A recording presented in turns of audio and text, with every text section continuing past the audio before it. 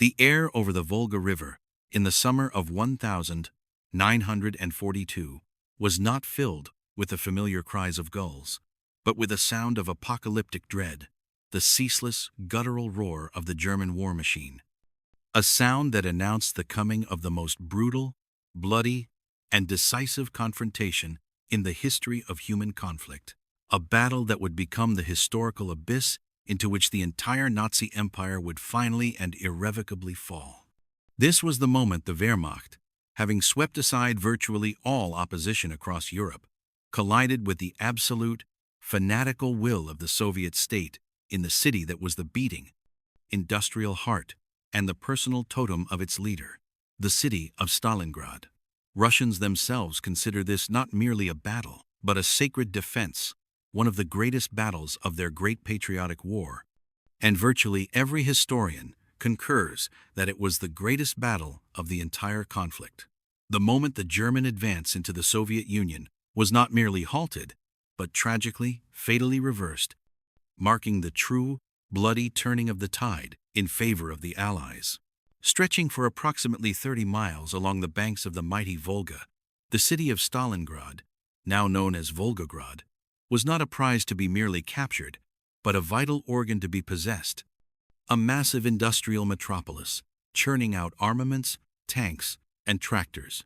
A crucial hub in the Soviet transport network. To the megalomaniacal war planners in Berlin, seizing the city meant severing Soviet transport links with the resource-rich South, anchoring the northern flank of a deeper, more profound drive into the true economic prize, the vast, untapped oil fields of the Caucasus. But for Adolf Hitler, the motivation transcended mere logistics and oil. Stalingrad bore the name of his ultimate nemesis, Soviet leader Joseph Stalin, and its capture promised a propaganda victory of incalculable personal and psychological value, a symbolic knife plunged into the very heart of the Soviet ideology. This grand, audacious goal was enshrined in the chillingly named Times Fall Blau asterisk, or Operation Blue, a proposal that Hitler himself assessed and summarized in Führer Directive No. 41 on the 5th of April 1942, outlining a campaign to eliminate Soviet forces in the South, secure the region's economic resources, and then execute a devastating, decisive wheel of his armies, either north to Moscow or south to conquer the remainder of the Caucasus. The spearhead of this colossal movement was to be Army Group South, under the command of Field Marshal Fedor von Bock. Operations commenced on the 28th of June 1942, and the initial phase was marked by significant German victories, a relentless, swift advance that threatened to achieve yet another massive encirclement of the reeling Red Army. But in a move of strategic folly that would ultimately doom his entire campaign, Hitler intervened in a fit of dictatorial impatience on July 9, ordering the simultaneous capture of both the strategically vital Caucasus and the symbolically critical Stalingrad.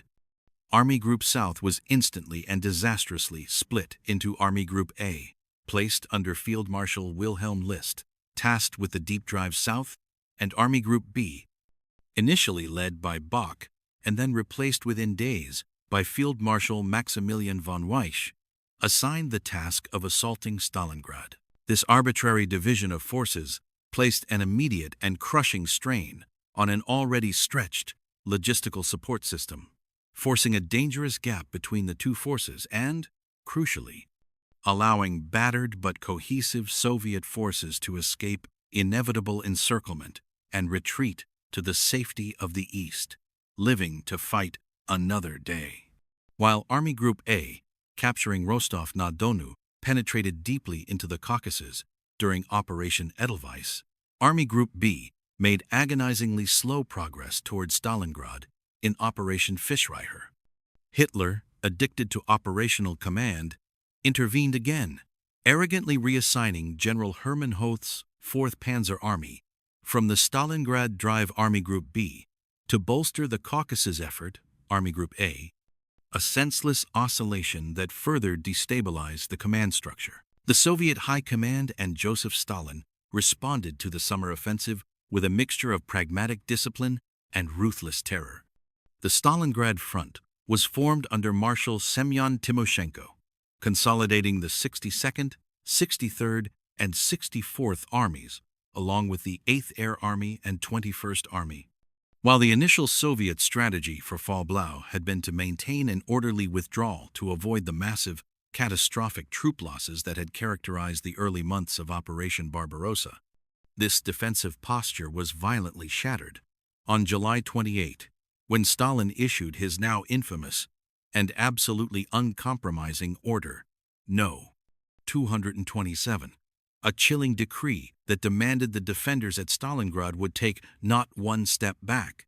This was a command of utter political and military finality, enforced by the chilling presence of NKVD blocking detachments posted behind the front lines, authorized to shoot any soldier who retreated without specific orders, turning retreat into a capital offense.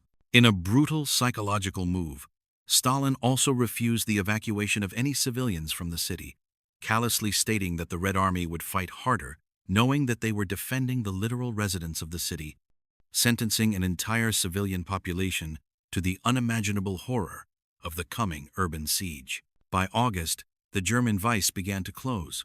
Hitler, still obsessively focused on the city that bore his rival's name, once again reversed course and ordered General Hoth to turn his 4th Panzer Army around and head toward Stalingrad from the south. By the end of August, Hoth's northeastward advance against the city was converging with the eastward advance of General Friedrich Paulus's 6th Army, a formidable force of 330,000 of the German Army's finest, most battle-hardened troops. But the Red Army, galvanized by Stalin's decree and fighting with the desperate courage of the cornered, put up a determined resistance, yielding ground only very slowly and at a terrifyingly high cost to the 6th Army as it ground its way toward the city limits.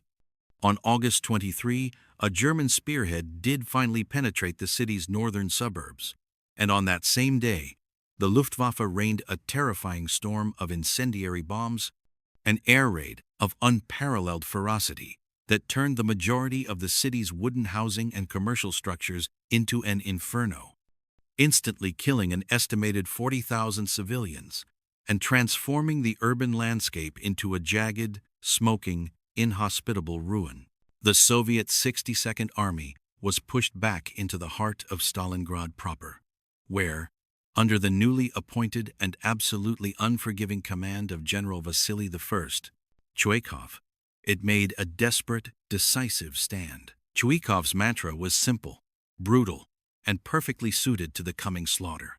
Hug the Germans so closely that the Luftwaffe could not risk bombing their own troops, turning every single engagement into a personal, point-blank street fight. Meanwhile, the Germans' near-total concentration on Stalingrad was steadily draining reserves from their exposed flanks, which were already dangerously stretched over 400 miles to the left or north, as far as Voronezh, and another 400 miles on the right or south to the Terek River, a logistical and manpower catastrophe in the making. By mid-September, the Germans had pushed the Soviet forces in Stalingrad back until the latter occupied only a precarious 9-mile-long strip along the Volga, a sliver of territory that was in places only 2 or 3 miles wide. The Soviet defenders had their backs literally pressed against the river, relying on the terrifying and intermittent supply by barge and boat across the Volga from the eastern bank, a lifeline that was constantly harassed by German artillery and air attacks. At this point, Stalingrad became the scene of the Rattenkrieg, the Rat War, a terrifying theater of close-quarters, subterranean combat.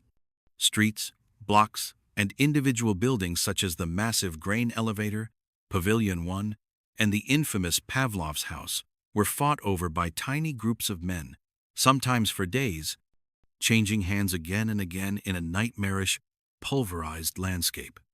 The city's remaining structures were relentlessly pounded into rubble by the unrelenting close combat, with snipers like Vasily Zaitsev becoming folk heroes for their deadly accuracy in this apocalyptic environment.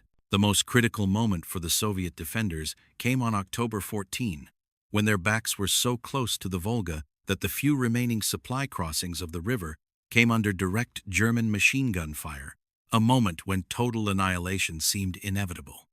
The Germans, however, were simultaneously being consumed by heavy losses, sheer, soul-crushing fatigue, and the inexorable, creeping approach of the Russian winter, a foe more terrible than any Red Army division. The turning point of the entire battle, and indeed the Eastern Front, came not in the smoking ruins of the city, but on the frozen, exposed steppes surrounding it, with a massive, brilliantly conceived Soviet counteroffensive, codenamed ***, Operation Uranus ***. This devastating plan was meticulously crafted by Generals Georgy Konstantinovich Zhukov, Alexander Mikhailovich Vasilevsky, and Nikolai Nikolaevich Voronov, and it was launched on November 19, 23 inches, two colossal spearheads, some 50 miles north and south of the German salient, whose tip was the besieged city.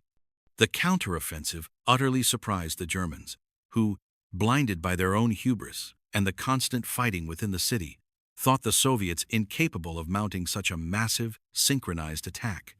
The operation utilized a deep penetration maneuver, deliberately bypassing the main German force, the 250,000 remaining formidable men of the 6th Army and 4th Panzer Army, and instead slamming into the two exposed, vulnerable flanks. These flanks were stretched thin on the open steppes and, crucially, were weakly defended by undermanned, undersupplied, overstretched, and, most fatally, undersupported Romanian, Hungarian, and Italian troops, Axis allies whose fighting motivation and equipment were no match for the fresh, determined Soviet tank and infantry armies. The twin attacks quickly tore deep into the flanks, and by November 23, the two prongs of the attack linked up at Kalach, about 60 miles west of Stalingrad. The final, fatal encirclement of the two German armies in Stalingrad was terrifyingly complete. The German High Command, now faced with the annihilation of their premier army, desperately urged Hitler to allow Paulus and his forces to immediately execute a fighting breakout and rejoin the main German forces west of the city. But the Führer, gripped by an absolute, self-destructive megalomania and the fear of losing the propaganda advantage of the Volga River's proximity, would not contemplate a retreat, issuing a fanatical, irrevocable order to Paulus to stand and fight. This fatal decision doomed Paulus's forces to starvation and freezing death. With the brutal Russian winter setting in, food, fuel, and medical supplies dwindled to nothing. Hitler declared that the 6th Army would be supplied by the Luftwaffe, famously assigning Reichsmarschall Hermann Göring to the task, promising a daily supply of 500 tons of materiel. But the air convoys were a catastrophic failure, delivering only a pitiful fraction, often less than 100 tons of the necessary supplies, turning the vast air bridge into a frozen cemetery for planes and pilots alike. In mid-December, Hitler, in a desperate, belated attempt to salvage the situation, ordered one of his most talented commanders, Field Marshal Erich von Manstein, to form a special army corps to rescue Paulus's forces by fighting its way eastward in Operation Winter Tempest. But in a final, crippling act of micromanagement, Hitler refused to let Paulus fight his way westward at the same time in order to link up with Manstein, believing the 6th Army was still capable of holding out, a decision that proved fatal. Manstein's forces, lacking the necessary reserves to break through the fortified Soviet encirclement single-handedly, were repulsed. Their advance stopped within 30 miles of the trapped 6th Army. The Soviets then resumed the offensive, Operation Saturn, begun on December 16, to shrink the pocket of encircled Germans, to head off any further relief efforts, and to set the stage for the final, bloody capitulation of the Germans in Stalingrad. The Volga River was now frozen over solid, and Soviet forces and equipment were sent over the ice at various points within the city, their strength and momentum growing inexorably. Hitler, in a grotesque, final exhortation promoted Paulus to the rank of field marshal, simultaneously reminding him that no German officer of that rank had ever surrendered, essentially ordering him to commit suicide. With Soviet armies closing in as part of Operation Ring, which began on the 10th of January 1943, the situation was utterly hopeless. The Sixth Army surrounded by 7 Soviet armies and reduced to eating their horses. On the 31st of January 1943, Paulus finally disobeyed his Führer and agreed to give himself up, the ultimate symbolic act of defiance and defeat. 22 generals surrendered with him, and on February 2, the last of 91,000, frozen, starving, and disease-ridden men, all that remained of the once mighty 6th and 4th Armies, finally surrendered to the Soviets, ending the 7-month-long horror. The cost of this victory and the ensuing defeat was a staggering wound upon humanity.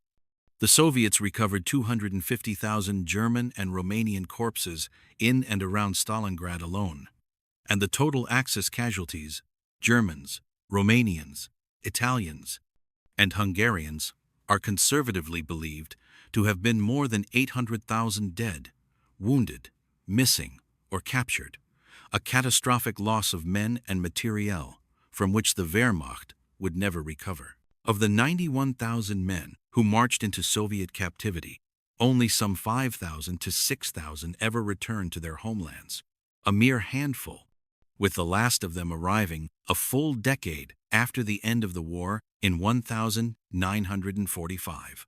The rest perished in the brutal Soviet prison and labor camps.